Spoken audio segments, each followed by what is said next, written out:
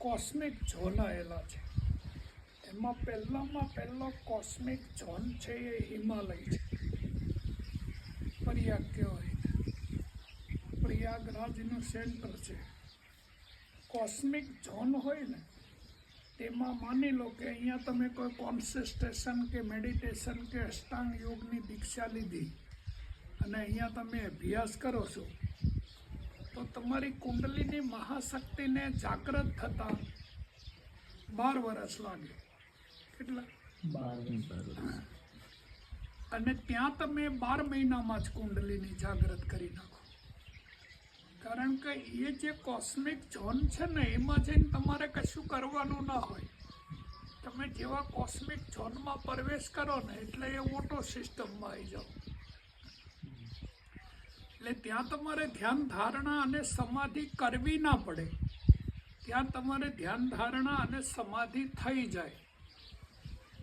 પછી બીજો cosmic zone આવ્યો સંમત શિખર. ત્યાં વાણિયાનો જૈન ધર્મ છે ને એના 24 તીર્થંકરોમાંથી 23 તીર્થંકરો એક જ જગ્યાએ થઈ ગયા.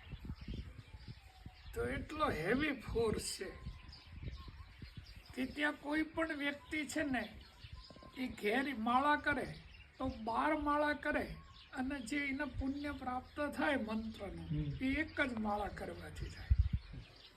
90% સબસિડી. ખાલી એ ઝોનમાં રહી અને કામ કરે નહીં. પછી ત્રીજો કોસ્મિક ઝોન છે અલતુફા. એ કાબુલમાં આવ્યો. ત્યાં સૂફી સંતો થાય, સૂફી. અને ચોથો કોસ્મિક ઝોન આવ્યો ગિરનાર, જુનાગઢ. અને પાંચમો કોસ્મિક ઝોન આવ્યો દક્ષિણમાં કામાક્ષી. એ પણ તામસી છે, તામસ શક્તિઓનો છે. ત્યાં બધી કતલ કરે, બલિયાલે. તે એ તામસ ઝોન છે. શિવ શક્તિ કામતગીરી પર્વતમાં ભૈરવ અને ભૈરવીનો. તો આપણે તો આ 4 કોસ્મિક ઝોન છે એનો ઉપયોગ કરવી છે. એટલે 4 કુંભ છે અને 4 કુંભનું કેન્દ્ર છે એ કોસ્મિક ઝોન છે. કોસ્મિક ઝોન એને કહેવાય કે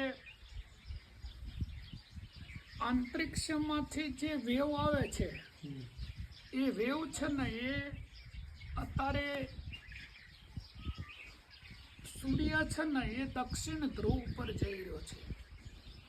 જે પહેલી સંક્રાંતિ આવશે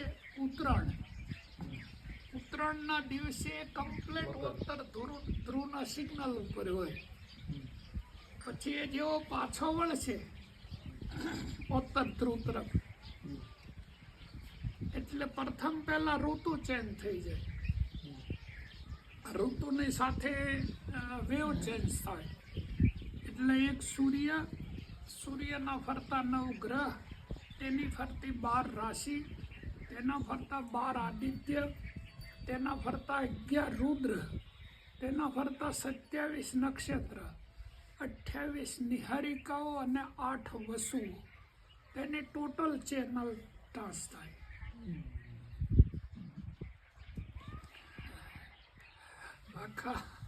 આખું વેવ કનેક્શન